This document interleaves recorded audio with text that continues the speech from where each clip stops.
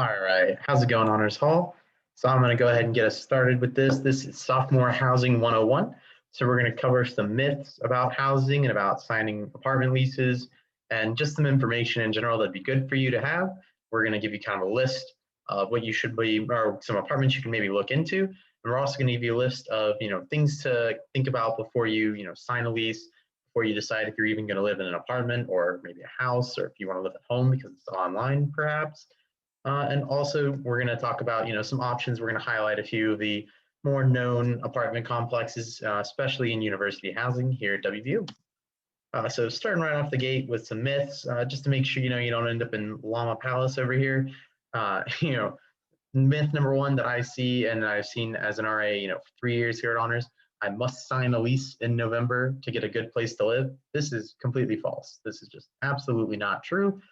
There seems to be this protruding myth in housing over the past few years that, freshmen, if they want to get a good place to live, they want to live at the apartment or the specific, unit that they want, they must absolutely sign a lease in November. And that is just so completely false. It's ridiculous.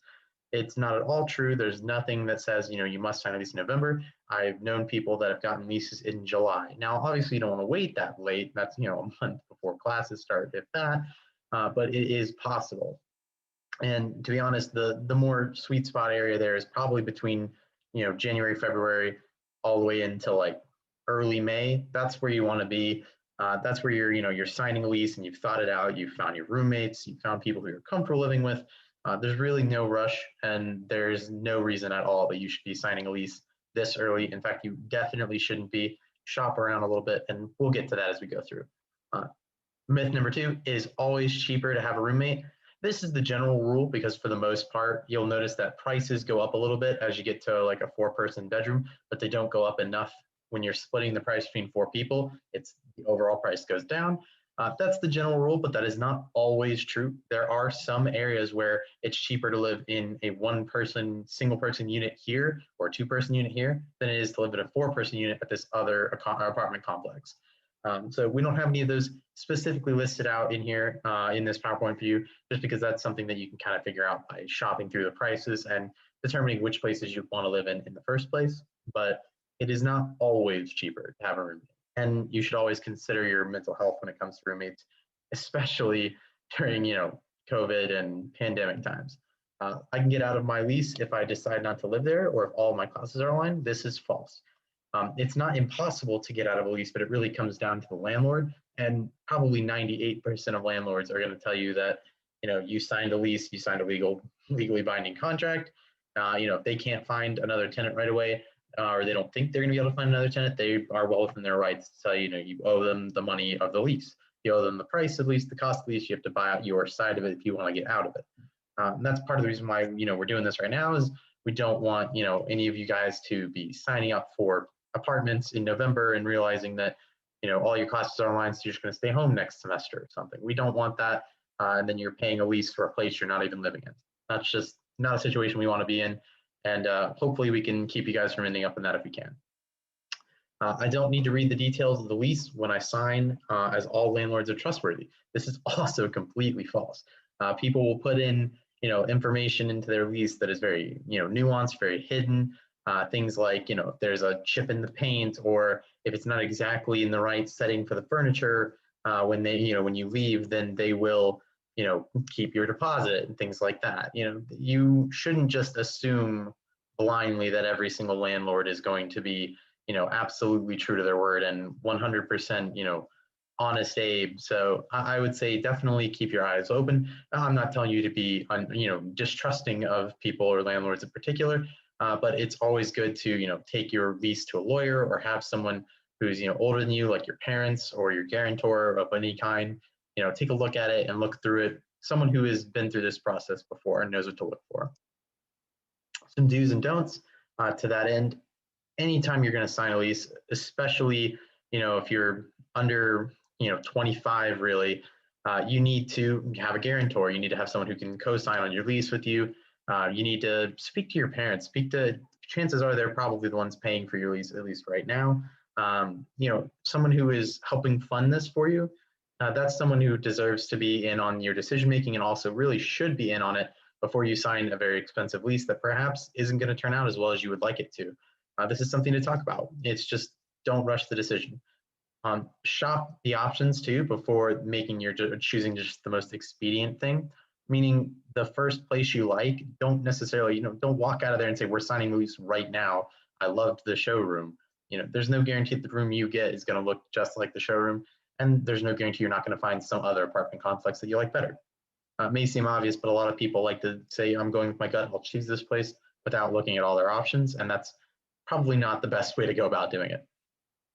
Get your lease reviewed by a lawyer. The people who understand the law best are the people who study it and work with it for a living. So that's simple as that.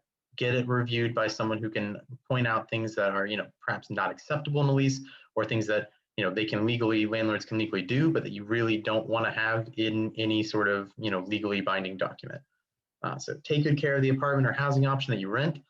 If you want your deposit back, if you want other people to, if you want to be able to continue signing leases, don't trash the apartment. Don't be in the habit of breaking leases either. So it's just not good for your credit. It's not good for your credibility as a person. Ask your roommates the difficult questions before you sign a legal document saying, I will live with this person.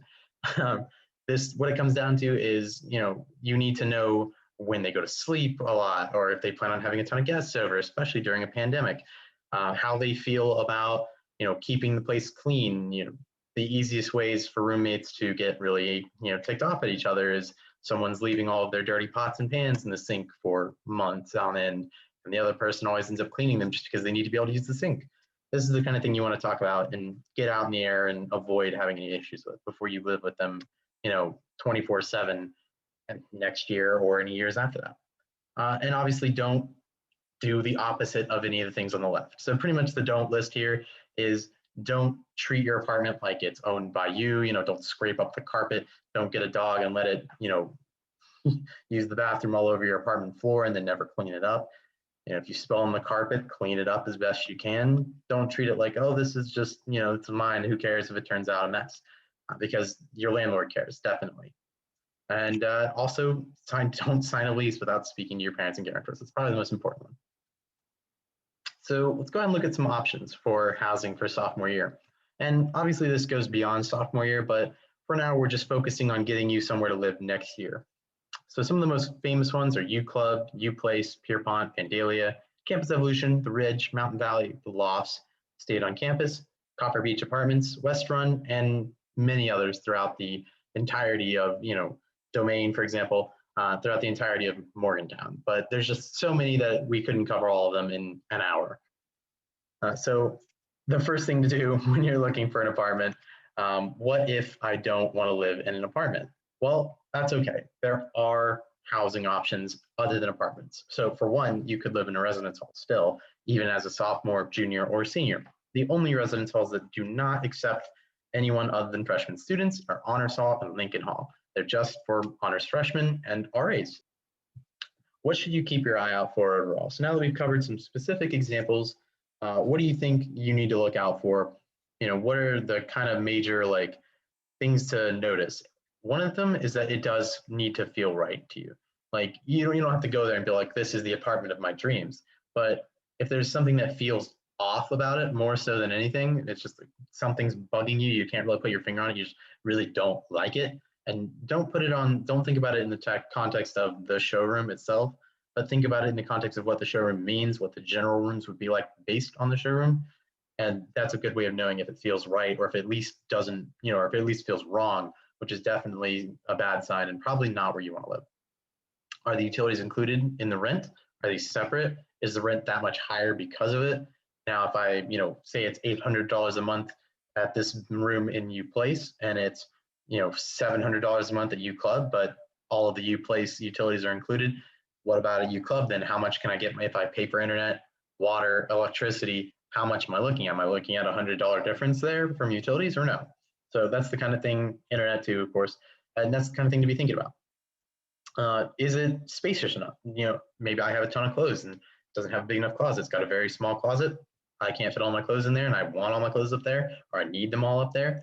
And that's not comfortable with me. I'm not cool with that. I need, walk-in closet or a bigger closet at least, more space so I can bring up, drawer or a chest of drawers or a couple of, things to keep my clothing in. So that might be a problem. And if that is, then maybe it's not for you. Does it feel safe? Do you feel like you're so far remote from campus that you don't feel safe? You don't feel like it'd be maybe if something happened, good police response time, or maybe you feel like there's just no presence of police or people there and you feel uncomfortable. Maybe the parking's not, covered, or it's not, doesn't seem safe. You've seen cars get damaged, or your car's been damaged or something like that from something outside. Maybe you have a very fancy car and you don't want the rain to fall down on your car and damage it. You don't want to be subject to hail, anything like that.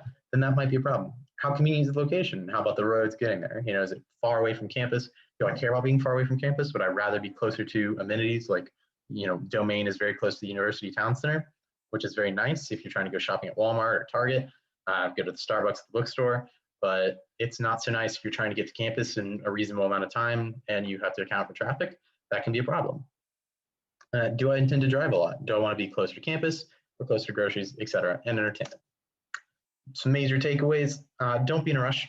There is no hurry. It's November. You've got time.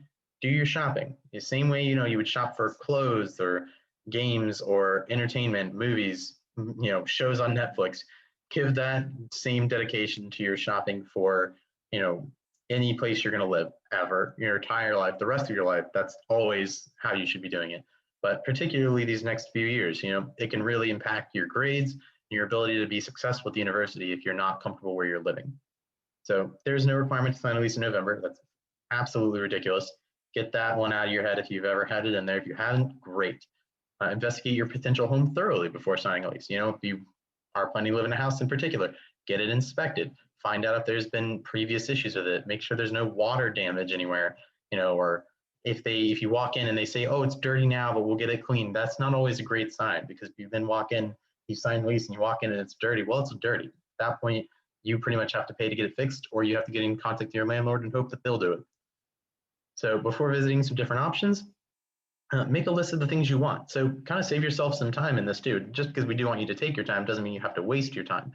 Figure out what you want in advance and do your research, and you can look through before you go to a place physically. You might find that, nope, this is absolutely a deal breaker. I don't even have to bother wasting my time checking it out. There's something there that is absolutely something I will not abide by. If you have a list of what you absolutely must have and what you absolutely will not accept, then it's much easier to pick a place to live.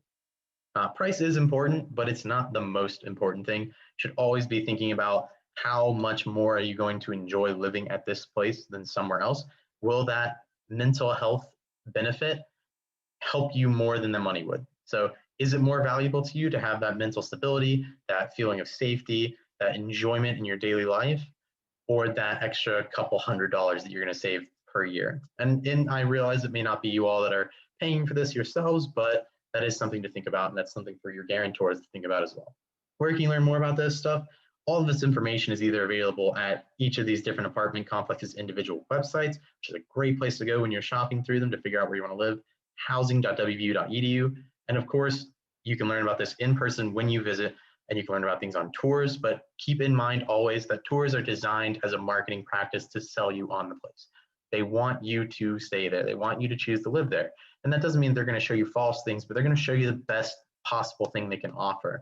And that may mean that some of the worst possible things they can offer are going to be pretty hidden from you, but you could still get those results. So it's important to not just feel that everything you saw on the tour, was perfect, and so the place must be perfect, because everything they're going to show you in the tour is probably going to be perfect everywhere you go. Other than that, this is pretty much we've reached the end of our presentation. This is the end of my time with you guys. Having a fantastic sophomore year. If you like Colbert, it's going to be great. I know this has been a tough year so far, and it may not be easier next year with the pandemic, but hopefully it'll get better as soon as possible. And just stay positive and find a great place to live. Wish you guys all the best.